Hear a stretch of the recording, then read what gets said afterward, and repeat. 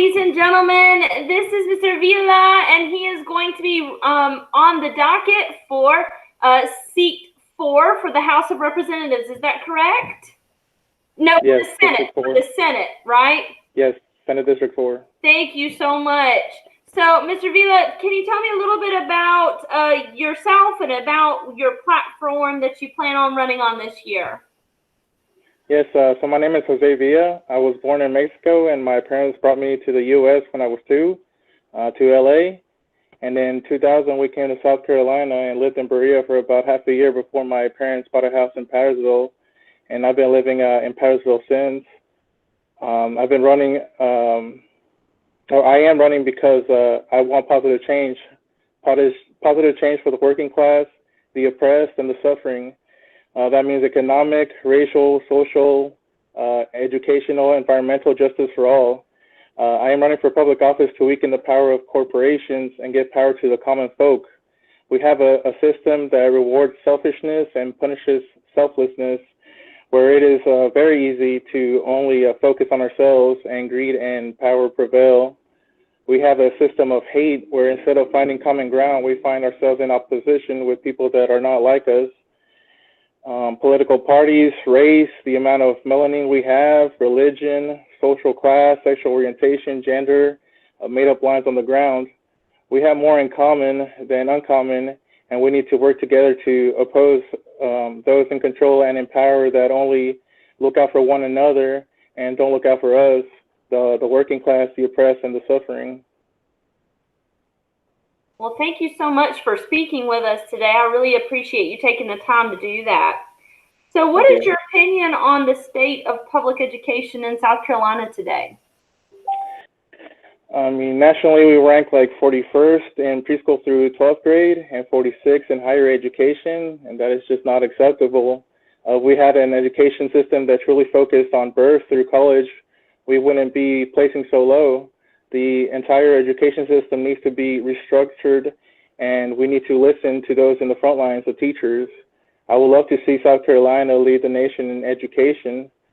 A high percentage of test scores are correlated with out-of-school factors like poverty, lack of health care, hunger, safety, resources, transportation, the level of education parents have, and only a small percent of test scores can be traced to teacher quality. It has been known for decades that poverty and inequity are the greatest hurdles for children learning. Our state has social and educational pockets of poverty. Food and home insecurity directly contribute to low academic output. High poverty children are sitting in large classes with like early career and uncertified teachers. Well, thank you so much, and that's a lot of great points there. And as a teacher, I would love to be able to be, or at least to have some teachers at the table when y'all make decisions up there at the State House. That would be great. Yes, I agree, and I'm amazed by the organization you guys have, and I believe that is what will make a positive change to work together with organizations like you guys. Well, thank you so much. So what steps would you take to improve our public education? I will push for bills and stances that benefit those that are in the education system. College for all, canceling student debt, canceling the debt of the teachers, universal child care / pre-K, investing in the arts. I think they're very essential. Teaching real-world skills, higher wages for teachers, Medicare for all. Education equity is the most important thing we need to change in our education system.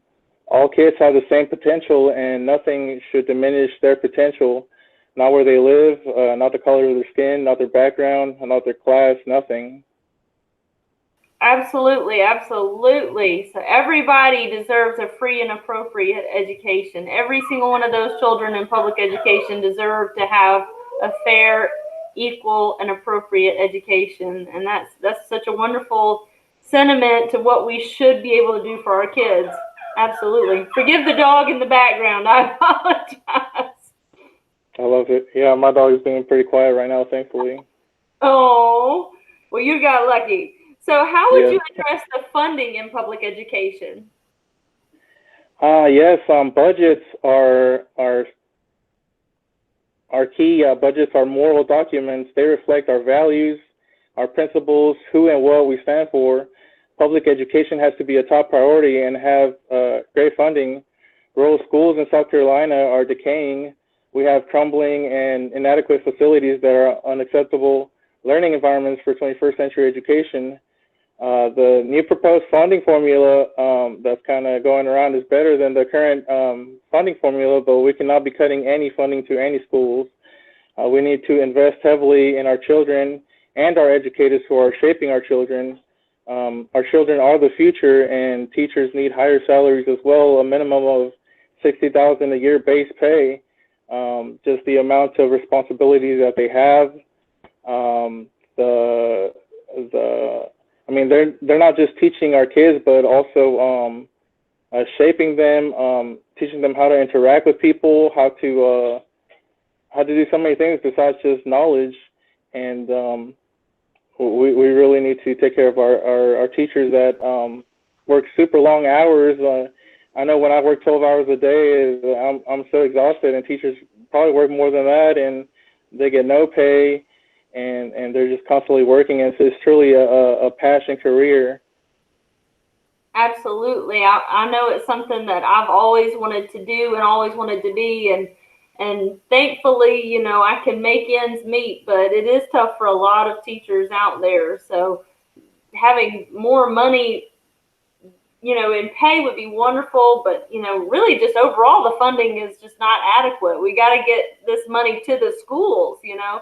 We really got to push those funds from the state down to the schools, because I teach in a rural district, and you can see the difference from those rural school districts versus those districts that do have those local funds coming in, and a lot more than the rural areas that have lost a lot of those industries that they used to have once 30 years or 40 years ago. So having appropriate funds for our schools across the state would be wonderful. Yes, even the difference from when I first came here to Berea and then going to Anderson District 1 schools was a vast improvement, a vast difference. And I'm so thankful for Anderson District 1 schools. Absolutely. So what would you what do you think would be the top issue surrounding public education today in South Carolina? That's a loaded question. It is, because I find that things are very intertwined. And I believe healthcare is a top issue, as well as taking care of our teachers, especially the mental health of teachers. Like I said, the amount of hours they spend dedicating to their craft, interacting with kids, learning how to interact with kids. I mean, every person is different. They learn different, and just the amount of stress, amount of work that the teachers do is amazing. And we need to take care of our teachers, make sure that their mental health is well, that they're healthy, that they have days that they can miss, that they're healthy. And I believe Medicare for All would change so many things, not just for teachers, but for everybody. Well, thank you. So considering the fact that during this pandemic, we were able to temporarily cease some of our state testing, and students were still able to learn, and teachers were still able to teach without the stress of there being this mandated test over the child's heads.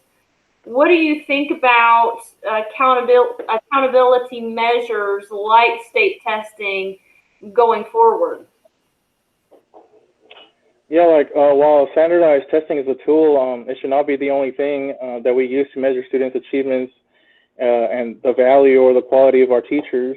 The focus kind of becomes on passing tests and not on pouring into our children. And memorization does not equal knowledge. There are so many people that are book smart and lack common sense. And South Carolina educators have done an amazing job handling things during the pandemic. And again, I want to give a shout out to Anderson District 1 schools, which my kids go to, as did my wife and I.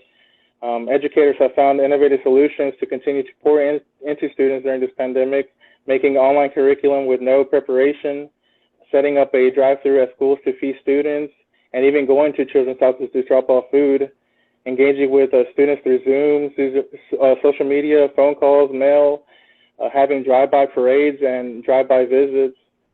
And yeah, South Carolina has done an amazing job during this time. Well, thank you so much for that. I really appreciate that. I know teachers have been working really hard, as well as those parents who do want to advocate for their children and to really be there as an educated presence for their children in the absence of their teachers. So it's been a village-run mentality right now. We're definitely all having to pitch in and do our own part of this crazy equation. Well, thank you so much. Is there anything you would like to say in closing regarding your platform, your race, or education? Anything like that that you would like to close on for us?